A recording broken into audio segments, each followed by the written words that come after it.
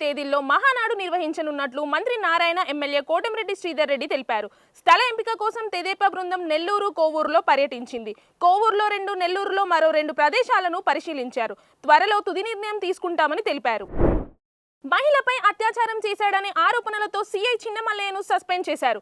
ఒంటరిగా ఉన్న తన ఇంట్లోకి చొరబడి అత్యాచారం చేశాడని ఓ మహిళ వినుకొండ పోలీస్ స్టేషన్లో ఫిర్యాదు చేసింది.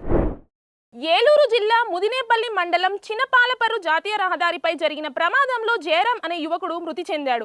అతను ప్రయాణిస్తున్న కారు ఆగి ఉన్న టిప్పర్ను ఢీకొట్టడంతో ఈ ప్రమాదం జరిగింది. తెలంగాణ రక్షణ సేన 5 అంశాలను ప్రధాన అజెండాగా తీసుకుందని కల్వకుంట్ల కవిత అన్నారు. ఎంత పెద్ద ఆరోగ్య సమస్య వచ్చినా పేదలకు ఉచితంగా వైద్యం అందిస్తామన్నారు.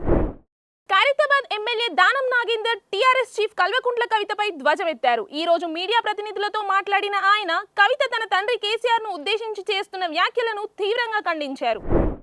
తెలంగాణలో మద్యం ప్రియులకు త్వరలో షాక్ తగలబోతుంది. రాష్ట్రంలో మద్యం ధరలను పెంచేందుకు ప్రభుత్వం తీవ్రంగా కసరత్తు చేస్తుంది. ఓట్ల లెక్కింపు సిబ్బందిని కేంద్ర ప్రభుత్వం నుంచి ఎంపిక చేసుకునే హక్కు ఎన్నికల సంఘానికి ఉందని దేశ సర్వోన్నత న్యాయస్థానం సుప్రీంకోర్టుకు స్పష్టం చేసింది. స్వదేశీ సాంకేతికతో తయారైన స్టెల్త్ ఫ్రిగేట్ యుద్ధ నౌక మహేంద్రగిరి భారత నౌకాదళానికి చేరింది.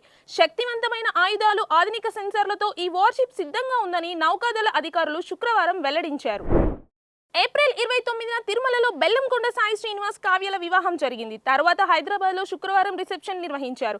ఈ కార్యక్రమానికి సినీ, రాజకీయ ప్రముఖులు హాజరై దంపతులను ఆశీర్వదించారు. ఆస్కార్ అవార్డుల కోసం అకాడమీ కొత్త నిబంధనలు తీసుకొచ్చింది. 2027 అవార్డులకు సంబంధించి యాక్టింగ్, అంతర్జాతీయ సినిమాలు, సాంకేతిక విభాగాల్లో మార్పులు చేసింది. నైరుతి రుతుపవనాలు ఈసారి ముందుగానే రావచ్చని ఐఎండీ తెలిపింది. ఈ నెల 14 నుంచి 16 మధ్య అవి అండమాన్ నికోబార్ దీవులకు చేరవచ్చు. దీంతో మేలో దేశంలో సాధారణం కంటే ఎక్కువ వర్షాలు కురిసే అవకాశం ఉంది. Please subscribe to the channel and download the Politicos app from the links in the description.